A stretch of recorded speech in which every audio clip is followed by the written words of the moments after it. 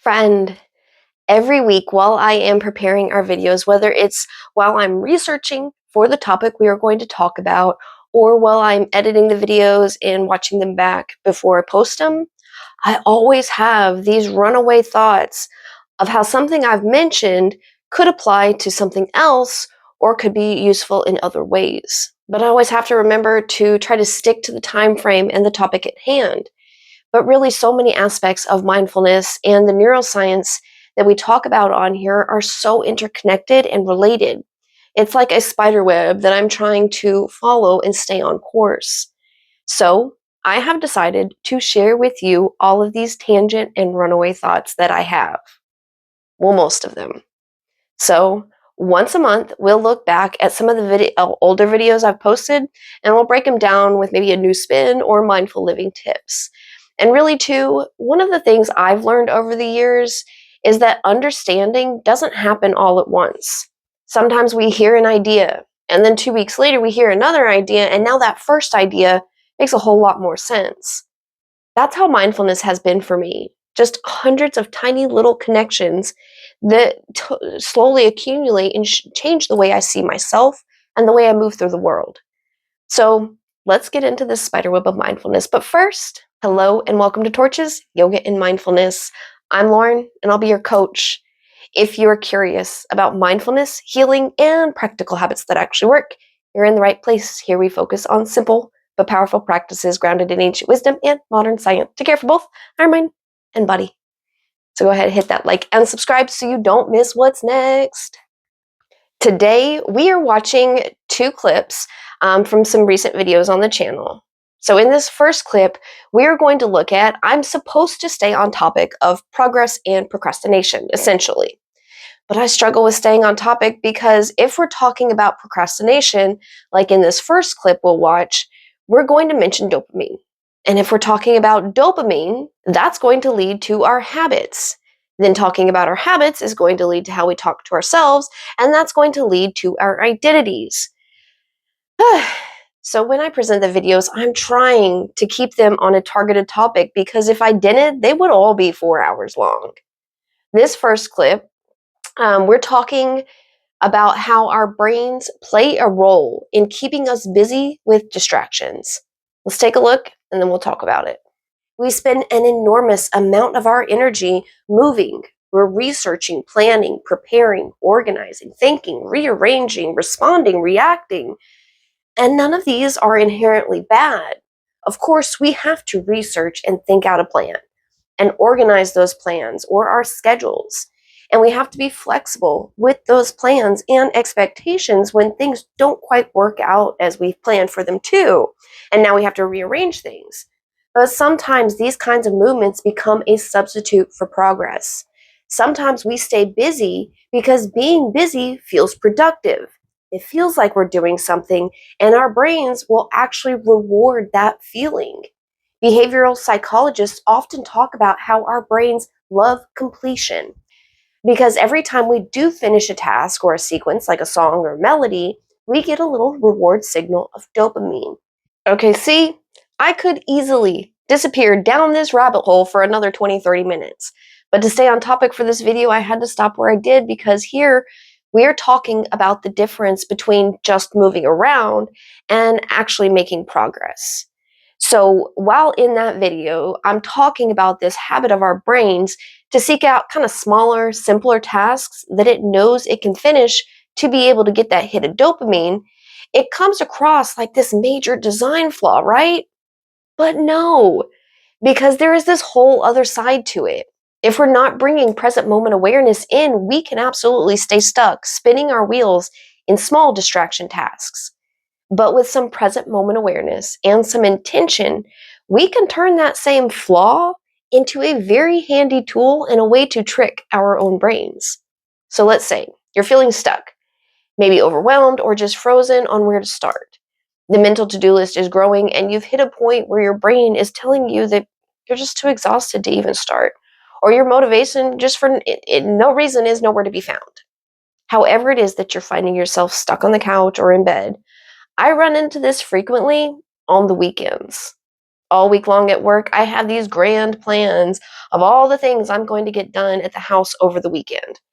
Then the weekend comes, and now it all looks like too much, or I can't find the energy to even get started.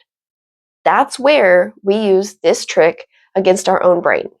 Once you start, the motivation starts to snowball. So you don't start with the thing that you are trying to get done. Start by writing out a to-do list. Just for the sake of an example, let's say you had this ambition to plant a garden. Don't just write on your to-do list, plant garden. You're going to break that down into all the small tasks that result in a planted garden. But before you even get to those steps, the first thing you are going to write on your to-do list is, number 1, create a to-do list. Then you're going to continue on with number 2, choose garden placement, like where are you going to put it. Number 3, plot your plant placement. Maybe number 4 is to collect your tools, your gloves, a shovel, and a trowel. And even plan for mindful moments too while you're at it. Maybe number 5 is to stop and notice the plants and critters in your yard. Notice how the soil feels under your feet or in your hands. You break it down into little steps. As soon as you are done writing the list, you've got everything on there. Now go back to the top of the list, because now you've completed the first task to write a to-do list. Scratch it off, and boom, there's your dopamine hit, and that first bit of motivation starts to roll in. Your brain will see the rest of this list and be like, yes, I want more of that. Let's do this next thing now. Keep your list with you throughout the day and keep checking things off as you go. And the items on your list don't have to be done in the order you wrote them in. When I'm scratching things off my to-do list, I'm all over the place on it. Now, I know in the digital age we are in, half of you are already thinking about starting this as a note on your phone or a text message to yourself.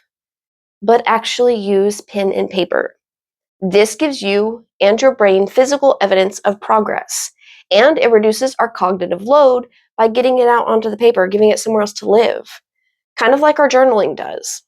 I'm going to butcher this name, but there is a psychological phenomenon called the Zeigarnik effect, and it's how our brains, even when we aren't consciously thinking about something we have undone, our brains are keeping track of all our uncompleted or interrupted tasks. Being able to physically cross that off a to-do list signals cognitive closure and tells our brain the task is done. You can let it go. All right, let's look at another clip. Here we are talking about where we lose a lot of our energy, even when it feels like we haven't necessarily had a physically strenuous day. Let's take a look at this clip and then we'll talk about it. Like a stressful news story, a notification that pulled our attention away from what we were doing, an obligation when we said yes to, even though we already were stretched really thin. There are 100 tiny moments that each ask for just a little bit of our attention and energy. By themselves, they don't seem like much, but together, they can quietly drain us. Our brains were never designed to process the amount of information, stimulation, decisions, and emotional input that most of us encounter in a single day. Researchers refer to all this stuff we process through as our cognitive load. Every decision we make, every problem we solve, every interruption that pulls our attention away from what we're doing requires mental resources. Even when we're sitting perfectly still, our brains can be working incredibly hard. Think about how much energy it takes to worry about a future conversation, or replay one from yesterday, or wonder what someone meant by their text message, or mentally juggling everything waiting for us from tomorrow. None of those things require physical effort, but they absolutely require energy. Our nervous systems don't just respond to what is happening in front of us. They also respond to what we're anticipating, analyzing, remembering, resisting, or trying to control. And that's one reason we can arrive at the end of the day just feeling so exhausted, even when we haven't done anything particularly strenuous. So, like past Lauren just mentioned, our nervous systems aren't out here only living in the present moment all on their own. Think of it like you have a blind best friend. They have no sense of touch or sound or anything like that either to be able to understand what is actually happening in the present moment. So you could be sitting safe at home on your couch, and this is actually where we could veer into another tangent, so let's do that.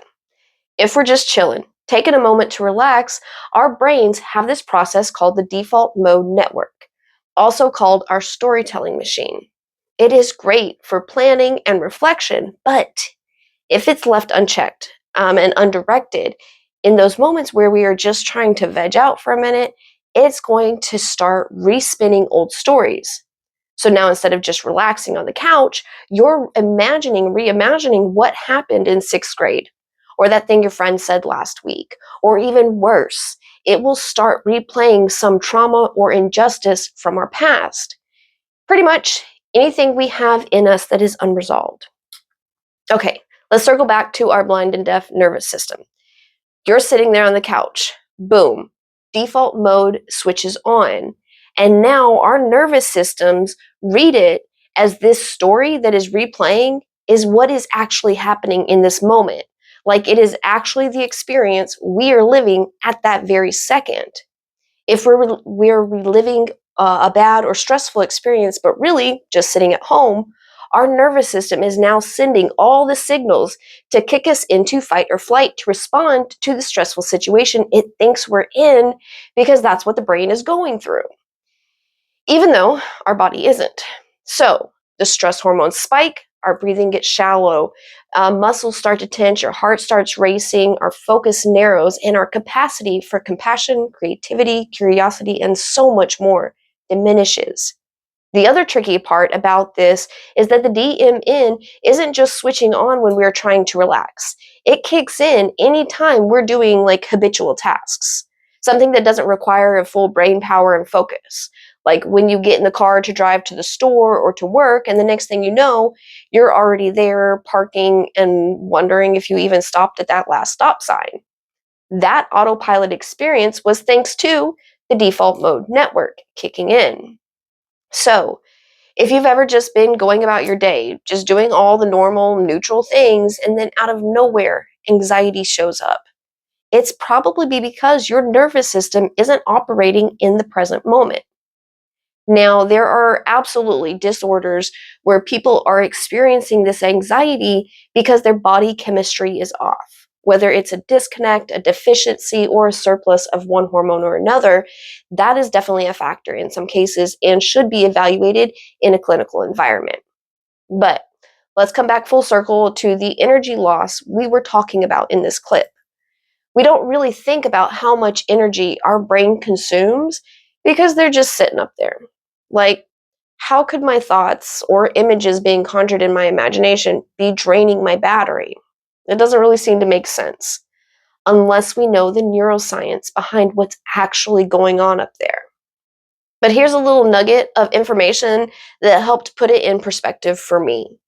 You may have heard before that our brain uses 20% of our body's daily energy.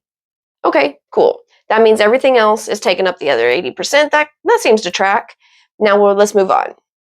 Just kidding. Wait a second. Okay, I had to go get my brain model because this is our brains this big, right? If you want a better representation of this while you're at home, make two fists and put them together. That's your brain. Now, one fist is your heart, your stomach. So just for some size comparison.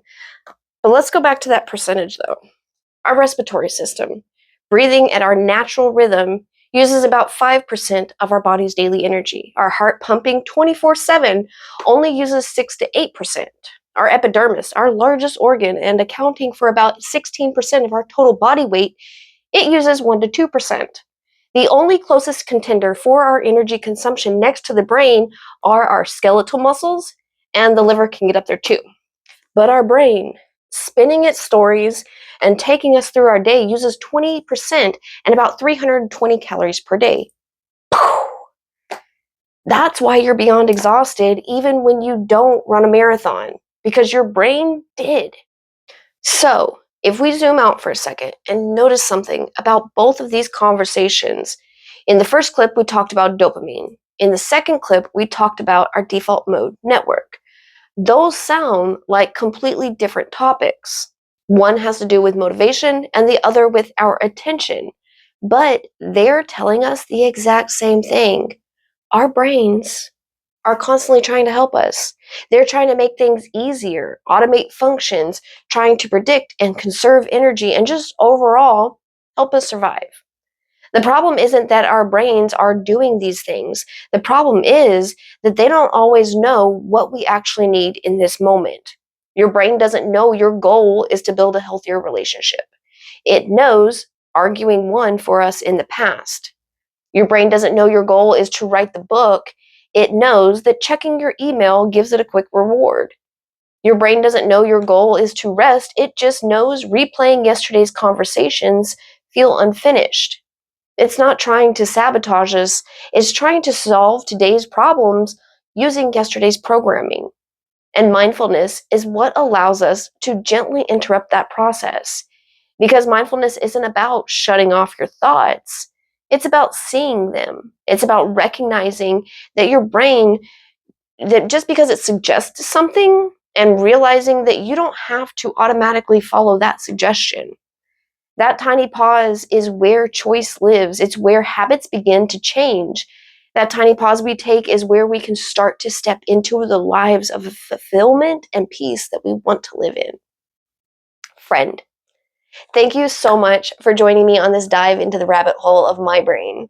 This is something I'm going to start to do monthly. If you've been watching the weekly videos and you have questions or you want to get into the spider web of something that piques your curiosity, let me know in the comments and we can talk about it next month.